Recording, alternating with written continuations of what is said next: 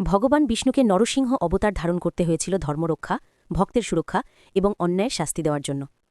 এই অবতার ছিল তার সবচেয়ে ক্রোধপূর্ণ ও শক্তিশালী রূপ, অর্ধমানব, অর্ধসিংহ। কেন নরসিংহ অবতার ধারণ করতে হয়েছিল? একসময় অসুর রাজা হিরণ্যকশিপু অত্যন্ত শক্তিশালী হয়ে ওঠে। সে তপস্যা করে এমন বর পেল, তাকে কোনো মানুষ বা পশু মারতে পারবে না। ঘরে না বাইরে, অস্ত্র দিয়ে না, দিন না রাতে, মাটিতে না আকাশে। এই বর পেয়ে সে অহংকারী হয়ে ওঠে এবং ঘোষণা করে, আমি ঈশ্বর, সবাই আমাকে পূজা করবে। কিন্তু তার নিজের ছেলে প্রহ্লাদ ছিল ভগবান বিষ্ণুর পরম ভক্ত।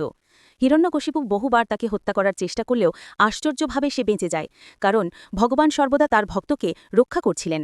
একদিন হিরণ্যকশিপুর আগে বলল, তোর ঈশ্বর কোথায়? প্রহ্লাদ শান্তভাবে বলল, তিনি সর্বত্র। হিরণ্যকশিপু একটি স্তম্ভে আঘাত করতেই সেই স্তম্ভ ভেদ করে নরসিংহ আবির্ভূত হলেন। কিভাবে নরসিংহ বর ভঙ্গ করলেন? বর দেওয়া ছিল, নরসিংহ কিভাবে তা ভেঙেছিলেন? মানুষ বা পশু না মারতে পারবে, তিনি ছিলেন অর্ধমানব অর্ধসিংহ। ঘলে না বাইরে, তিনি দরজার চৌকাঠে মারেন। অস্ত্র দিয়ে না, তিনি নোক দিয়ে হত্যা করেন।